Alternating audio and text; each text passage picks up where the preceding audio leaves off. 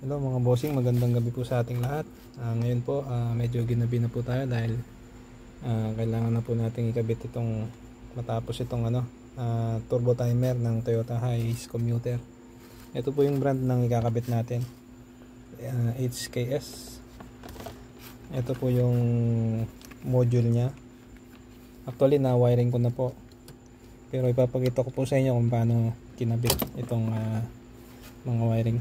Ito po, bali yung wiring po natin, meron po siyang black, meron po siyang gray, meron siyang blue, meron siyang green, saka red.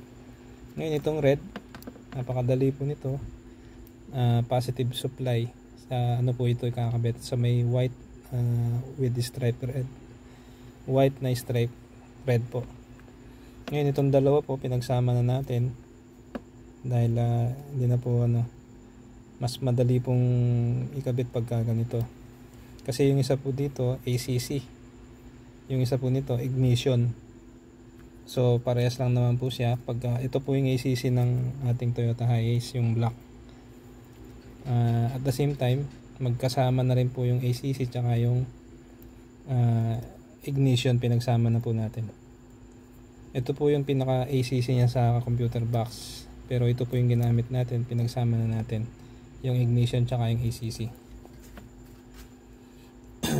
para mas madali pong ikabit. Ngayon ito po itong black tsaka yung gray. Yung gray po papunta yan sa brake, ito po yung handle brake, handbrake pala. Bali ito po yung handbrake, ilalagay po natin dapat doon sa may, ayun na, sa may switch po na yun, yung isa po dyan. Kaso shortcut na po, ilalagay natin dito sa may ground. Pagka po yung original na settings nito, pag binaba mo yung handbrake, mamamatay po yung makina. So parang po, useless din pagka doon ginapit. Mas madali po dito, tsaka mas gagana po yung system. Kasi pagka po hindi naka handbrake, pinatay yung makina, means to say hindi po gagana yung ating module, mamamatay din po kagad yung makina. Kasi ito po yung pinaka display nya, ilalagay lang po natin dyan kung saan natin pwedeng, mas magandang location na pwedeng ikabit. So ito po nakakabit na natin, no? Ito po yung wiring nya. Yan, pinagsama yung gray tsaka black, pinagsama yung blue tsaka green, yung red sa white tsaka white stripe red. So testingin po natin, sasalpak ko na yung connector, tingnan po natin kung gagana siya.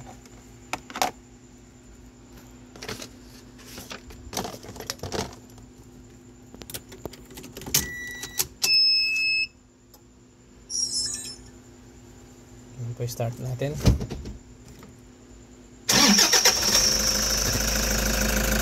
May nag-indicate po dyan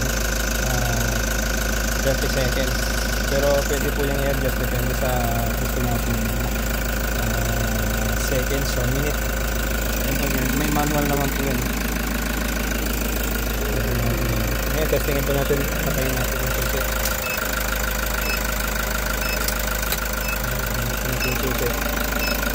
Pero maandar pa rin yung makina.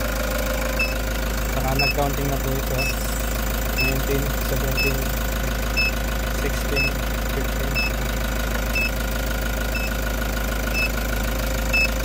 Tayo po natin mamatay yung makina.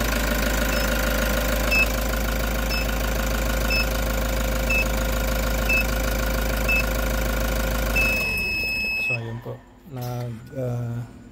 namatay na po yung makina. So gumana po yung ating device. Ayun lang po, sana po makatulong sa ating lahat.